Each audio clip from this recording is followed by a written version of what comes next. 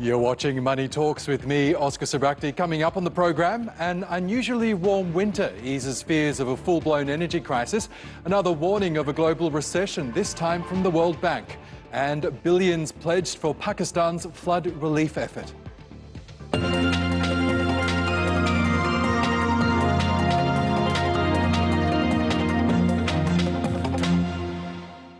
A mild winter, a broader choice of suppliers and efforts to reduce demand have helped Europe combat what could have become a full-blown energy crisis. Oil and gas prices are now back to levels seen before the conflict in Ukraine began, and analysts say Europe might be through the worst of its energy woes. Before the start of the conflict, the international oil benchmark Brent was trading at around $84 a barrel. A few months into the start of the war, it reached a peak of $114 a barrel, the highest since 2012, but it's now trading at around $83 a barrel. The European Union is no longer importing coal and crude oil from Russia, and gas deliveries have been significantly reduced. The bloc has filled some of the gap by increasing supplies from Norway and shipping liquefied natural gas from Qatar and the United States. In Germany, storage facilities are at about 91% full, compared with only 54% a year ago. The warmest January temperatures in decades, combined with energy-saving measures, have helped preserve those supplies. All this, analysts say, could prevent Russia from further weaponizing energy and also help take the edge off inflation in the EU during the coming months. So where is this all headed? Let's speak to Yousef Alshammari, who's an energy analyst and CEO of CMarkits. He joins us now from Geneva. Really good to have you with us, Yousef. We know the European Union was particularly worried about this coming winter, so it was scrambling to secure gas supplies when the conflict in Ukraine began late February. Can you tell us, do you believe Europe is through the worst of what could have been an energy crisis? Hello, and I'm very happy to speak to TRT. Well, I guess the impact of Russian disruption, energy disruption, has been slightly less than what was expected, because right in Q3 2022, we had no idea what type of winter that we are going to have, what kind of low temperatures that we actually are going to experience. But it turns out that, especially in Central and Western Europe, the temperatures have been much actually higher than we expected, especially as we've gone through Christmas and the New Year.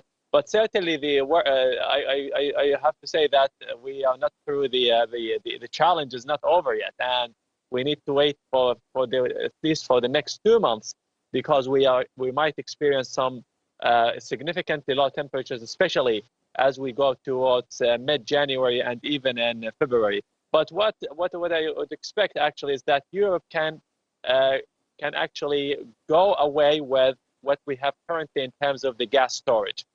Germany still have more than 90% of its gas storage still full, and I don't think the demand for the gas in this winter will be much more than what the supply has been, especially, which may actually lead us to the conclusion that I don't think we will run out of storage due to the kind of mild winter that we have. Yeah, as you say, it is early days yet. We are only at the beginning of winter in the Northern Hemisphere. But given the fact that the European Union especially has been looking to diversify its sources of natural gas and oil, do you believe that even beyond winter, Europe is on its way to becoming fully independent of Russian energy?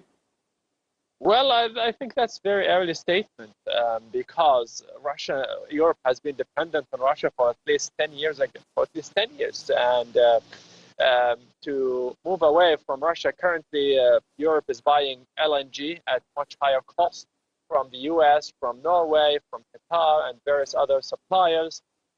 And although that somehow has reduced dependency, but certainly at a higher cost. And what Europe now is doing, especially Germany and some other countries, is that they're trying to build a hydrogen infrastructure. So they're looking at Saudi Arabia, for example, to supply low-cost hydrogen within the next 10 years. And that certainly will enable energy transition to happen much faster than what we used to what we expected in the past few years.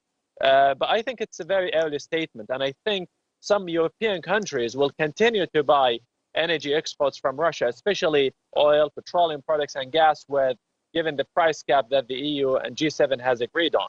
And I think Russia will, especially Russian energy exports, will continue to be an important part of the global energy mix. I mentioned earlier that oil prices, the benchmark Brent that is, has returned to below levels seen before the conflict in Ukraine began. Gas prices have also dipped compared to the start of the conflict. Do you expect prices will continue to stabilize, or are you expecting more volatility over the coming months? Well, now the biggest uncertainty factor is how fast China will reopen. From now until, of course, there is the Chinese New Year coming up in February, and we don't know about the rise in the number of cases, how high that will look like. But most expectations is that China will be fully back in the second half of 2023. OPEC Plus now, in theory, is cutting 2 million barrels, and although 1 million barrel is actually being cut, they are expecting to meet in June. I expect that if China comes back very quickly, we could see prices coming back because demand will pick up, and then you would see supply, of course, less than demand. So I expect prices to rebound to perhaps $9 or more as we move towards the summer, which puts the question on what policy OPEC Plus will bring back in 2023. I certainly expect them to supply more, especially in the second half of this year. But I certainly expect price. Our bottom line, we remain very bullish. So I don't think prices, especially in the second half, will go below $90. And I certainly expect we could see $100 in the second half of this year. Okay, Yousef Alshammari, we'll have to leave it there. But really good to get your analysis as always. Thank you. My pleasure. Still to come on Money Talks, a warning from the World Bank. The global economy could come perilously close to a recession this year. But first, a quick roundup of the other top business stories from around the world in 60 seconds.